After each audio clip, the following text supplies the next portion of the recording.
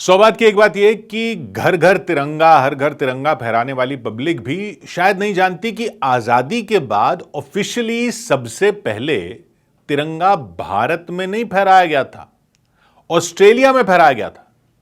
नहीं, नेताजी सुभाष बोस ने नहीं फहराया था। जय हिंद का नारा जरूर नेताजी की आजाद हिंद फौज में चलता था, लेकिन यह वाला तिरंगा तब था ही नहीं। यह तिरंगा आजाद भारत का झंडा होगा, यह तय हुआ था 22 जुलाई को, 22 जुलाई 1947 को, यानी आजादी मिलने से कुछ दिन पहले ही। जो संसद भवन था उसमें भारत की संविधान सभा बैठती थी, जो नए भारत का संविधान बना रही थी, कॉन्स्टिट्यूशन बना रही थी। संविधान सभा ने 22 जुलाई को फाइनल कर लिया था कि तिरंगा भारत का ध्वज होगा। पहले जो आजादी के आंदोलन का झंडा था, वो स्वराज का झंडा था, वो भी तिरंगा था, लेकिन उसमें चरखा होता था बीच में। चरखे में दिक्कत यह थी कि झंडे के दोनों तरफ वो सेम नहीं रहता था। इधर से देखो तो बड़ा पहिया चरखे का लेफ्ट में आता था, पीछे से देखो तो बड़ा पहिया राइट में दिखता था। तो चरखे की जगह अशोक चक्र आ गया और तिरंगा फाइनल हो गया था, आजाद भारत का झंडा 22 जुलाई को। लेकिन फहराया नहीं गया था। तब यह तय हुआ था कि फहराया जाएगा आधिकारिक तौर पर आजादी मिलने के बाद ही। लेकिन घटनाएं कुछ ऐसी हुई कि पहली बार यह तिरंगा भारत में फहराया नहीं गया, यह फहराया गया पहली बार ऑस्ट्रेलिया में। लेकिन पाकिस्तान का झंडा पहले ही फहरा दिया गया था। नहीं, इसलिए नहीं कि उनको आजादी 14 अगस्त को मिल गई थी, हमें 15 अगस्त को।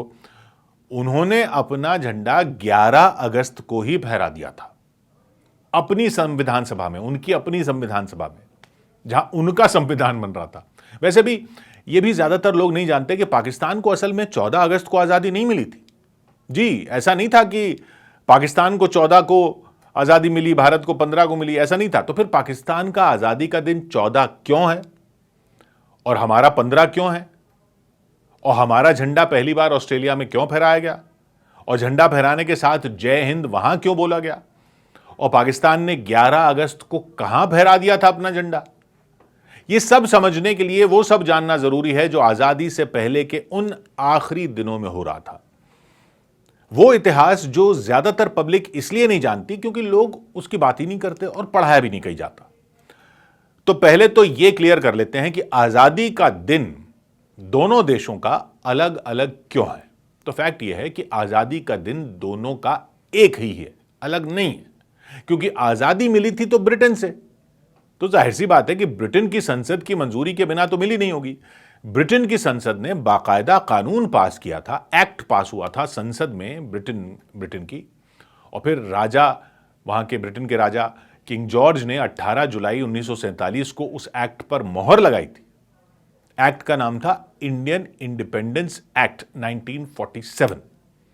और इस एक्ट की पहली ही लाइन यह थी कि as from the 15th day of August 1947, 2 independent dominions shall be set up in India to be known respectively as India and Pakistan.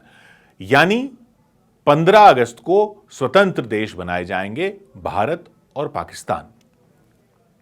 क्योंकि अंग्रेज तो पूरे अविभाजित भारत पर राज करते थे, वो उस पूरे इलाके को आजाद कर रहे थे। वही पूरा इलाका भारत और पाकिस्तान में बांटा जा रहा था, तो पूरे को आजाद कर रहे थे वो तो पाकिस्तान वाले हिस्से को 14 को और भारत वाले हिस्से को 15 को कैसे करते? और सबसे बड़ी बात तो यह कि 15 अगस्त तो अंग्रेजों ने 15 अगस्त को तो नक्शा भी नहीं बताया था। नक्शा भी नहीं बताया था किसी को कि कौन सा हिस्सा भारत है, कौन सा पाकिस्तान है। तो पहले इसको और बाद में उसको कैसे करते? डिक्लेयर ही नहीं किया था। ज्यादातर पब्लिक तो यह नहीं जानती कि जब आजादी मिली तो क्लियर नहीं था कि पाकिस्तान का बॉर्डर क्या है और भारत का क्या है। तो फिर क्या हो रहा था 14-15 तारीख को? यह समझने वाली बात है। भारत में 2 तरह के इलाके थे। एक तो वो प्रांत थे जहां अंग्रेजों का सीधा राज था, एक तो वो इलाका था, उसमें प्रांत थे। बाकी वो रियासतें थीं, रजवाड़े थे, जिनके राजा महाराजाओं और नवाबों वगैरह को तय करना था कि वो कहां जाएंगे।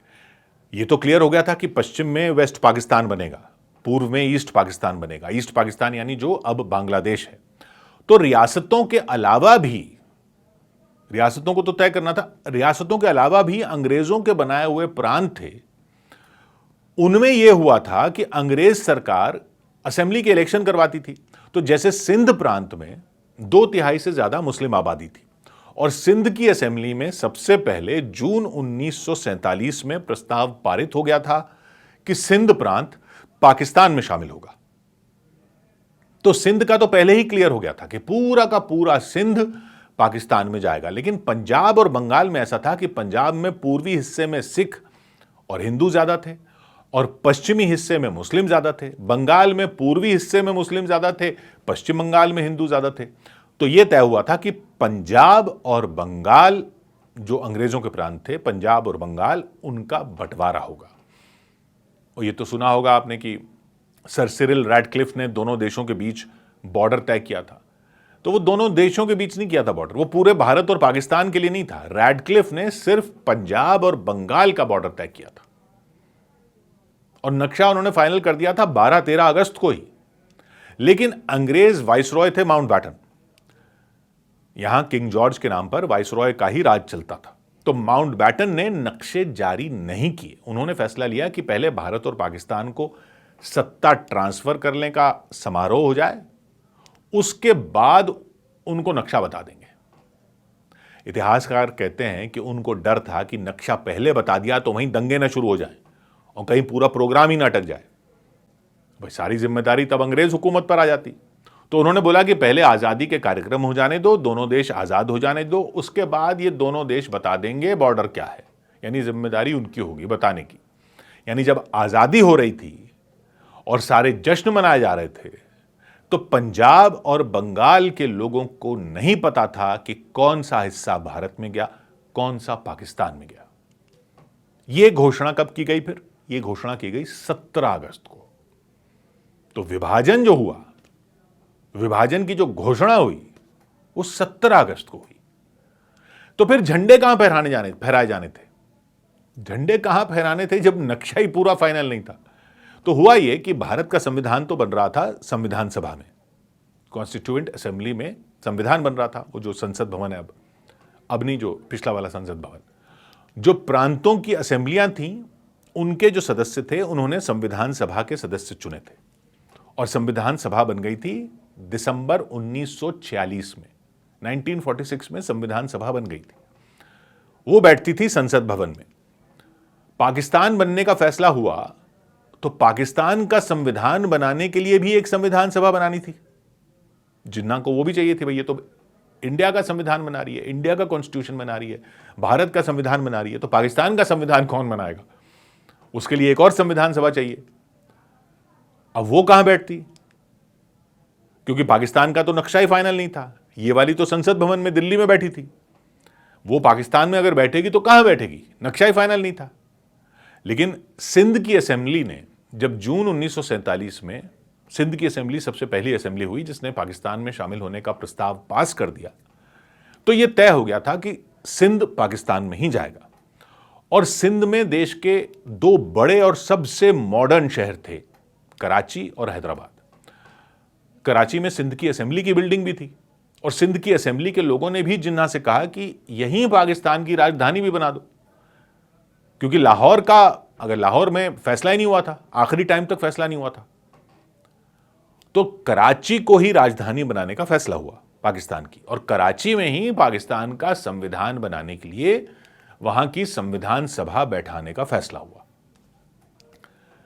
झंडा वो फाइनल अपना कर चुके थे। तो 10 अगस्त 1947 को पाकिस्तान की संविधान सभा की पहली बैठक हुई कराची में और 11 अगस्त को उन्होंने वहां संविधान सभा में ही पहली बार पाकिस्तान का झंडा फहरा दिया।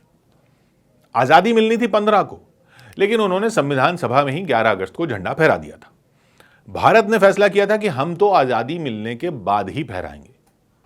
खैर, अब मसला यह आ गया कि जिन्ना तो लाभ लश्कर लेकर चले गए कराची। माउंटबैटन को दोनों देशों को आधिकारिक तौर पर ट्रांसफर ऑफ पावर करना था, समारोह करना था भारत और पाकिस्तान बनाने का। अब दोनों को एक साथ 15 अगस्त को कैसे करते? एक दिल्ली में, एक कराची में था। तो जिन्ना ने माउंटबैटन से कहा कि ऐसा करो, आप हमारे यहां एक दिन पहले आ जाओ। यहां समारोह कर लेते हैं। आजादी ऑफिशियली भले ही 15 तारीख से होगी, समारोह कराची में हम पहले कर लेते हैं और 15 को आप दिल्ली में कार्यक्रम कर लेना इंडिया के लिए। अब इसके लिए पाकिस्तान क्यों माना, क्यों उन्होंने ऐसा बोला? कहते हैं कि बड़ी वजह यह थी कि तब रमजान का महीना चल रहा था और 14 अगस्त 1947 की रात रमजान के महीने की 27वीं रात थी।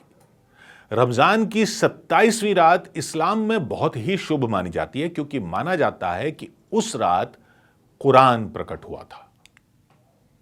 तो माउंटबैटन 13 को चले गए कराची, 14 को सुबह वहां कार्यक्रम हो गया। आजादी लेकिन पाकिस्तान को भी 15 से मानी गई। आजादी मिली उसको भी 15 से, क्योंकि ब्रिटेन की संसद के एक्ट में तो 15 ही तारीख थी। आजादी तो कानून से ही होनी थी, कानून में 15 ही लिखा था। जिन्ना ने जो रेडियो में भाषण दिया, एक भाषण दिया रेडियो में, उसमें भी उन्होंने 15 अगस्त को पाकिस्तान का स्वाधीनता दिवस बताया था, जिन्ना ने खुद रेडियो के भाषण में। और पाकिस्तान ने जो पहली डाक टिकट जारी की, उसमें भी 15 अगस्त को पाकिस्तान बनने का दिन बताया गया, 15 को ही बताया गया। वो तो बस समारोह 14 को करना पड़ गया था। लेकिन फिर क्या हुआ कि पाकिस्तान में लोग कहने लगे कि 14 को ही मनाने की तारीख कर देते हैं, क्योंकि एक तो वो रमजान की 27वीं रात वाली बात थी और शायद भारत से अलग दिखने का कॉम्प्लेक्स उनके दिमाग में शुरू से ही भरा हुआ था कि हम तो भाई एक दिन पहले मनाएंगे, हम अलग हैं। खैर जो भी हो, फाइनली क्या हुआ कि जून 1948 में ये आधिकारिक तौर पर फैसला किया पाकिस्तान की सरकार ने कि 1948 से पाकिस्तान अपना स्वतंत्रता दिवस 14 को ही मनाया करेगा। भले ही 15 को मिली हो आजादी, हम 14 को ही मनाएंगे। ये 1948 से वहां होने लग गया। जबकि 1947 में माउंटबैटन अपनी मजबूरी की वजह से 14 को कराची गए थे और फिर वो विमान से लौट आए थे शाम को 14 को दिल्ली। खैर भारत में यह तय हुआ कि हम अपना कार्यक्रम आधी रात से करेंगे, मध्य रात्रि से। क्यों? क्योंकि इंडियन इंडिपेंडेंस एक्ट में तो लिखा था 15 तारीख को आजादी होगी, कानून में यह लिखा था, ब्रिटेन का जो एक्ट पास हुआ था। अब 15 मतलब रात को 12 बजे से शुरू हो जाएगी, 14 और 15 के बीच की रात को 12 बजे से ही 15 तारीख लग जाएगी, तो आजाद तो हम तभी से हो जाएंगे, कानून तो ऐसा ही है। तो भारत में समारोह रखा गया आधी रात को। नेहरू जी का मशहूर भाषण हुआ, ट्विस्ट विद डेस्टिनी, और उन्होंने अंत किया सुभाष बोस ने जो नारा मशहूर किया था उससे, जय हिंद, भाषण अंत किया। लेकिन झंडा फहराने के बाद भी तो जय हिंद बोलना था। अब उस कार्यक्रम में रात वाले कार्यक्रम में बाबू राजेंद्र प्रसाद को तिरंगा सौंपा गया आधिकारिक तौर पर, लेकिन फहराया नहीं गया। क्यों नहीं फहराया गया? क्योंकि झंडे की परंपरा है दुनिया भर में कि सूरज ढलने के बाद नहीं फहराया जाता, सूर्यास्त के बाद झंडा नहीं फहराया जाता, सूर्योदय के बाद फहराया जाता है और सूर्यास्त से पहले झंडा उतारा जाता है। यह परंपरा है दुनिया भर में। अब हमने तो कार्यक्रम ही आधी रात को कर लिया था, तो उस टाइम तो झंडा फहरा नहीं सकते थे। तो तिरंगा फहराने का कार्यक्रम फिर सुबह होने के बाद का रखा गया, संसद भवन में ही, वहीं पर ही, संविधान सभा जो थी उसके भवन में ही, लाल किले पर नहीं। लाल किले पर तो 16 अगस्त को फहराया था पंडित नेहरू ने, लाल किले पर भी फहराया था। जो अब ये परंपरागत कार्यक्रम होता है लाल किले पर 15 अगस्त का, वो असल में पहले साल तो 16 अगस्त को हुआ था, उसके बाद से 15 अगस्त को होने लग गया।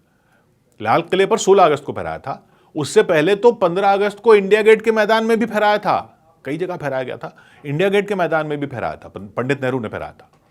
लेकिन सबसे पहले फहराना था संसद में सुबह होने पर, क्योंकि कार्यक्रम रात में हुआ था, सुबह होने पर फहराना था, संसद में फहराना था। और ये जो दुनिया भर में ब्रिटिश इंडिया के दूतावास थे, जब अंग्रेज राज करते थे तब भी भारत के दूतावास थे, हाई कमीशन थे दुनिया भर के देशों में, वो अब हो गए थे आजाद भारत के दूतावास, उन भारत को ट्रांसफर हो गए थे हाई कमीशन दूतावास। उन सबको भी बोल दिया था कि दुनिया में जगह जगह जहां पर भी आप हो, सुबह होने के बाद आप सब भी दुनिया में जगह जगह जहां भी हैं वहां तिरंगा फहराइए। और सुबह सबसे पहले कहां हुई? ऑस्ट्रेलिया में। ऑस्ट्रेलिया का टाइम इंडिया के टाइम से 4.5 घंटे आगे था, वहां सुबह पहले हो गई। और ऑस्ट्रेलिया की राजधानी कैनबरा में भारत के हाई कमीशन में हाई कमिश्नर सर रघुनाथ पुरुषोत्तम परांजपे ने आधिकारिक तौर पर दुनिया में सबसे पहले भारत के ध्वज के रूप में तिरंगा फहराया और कहा, जय हिंद।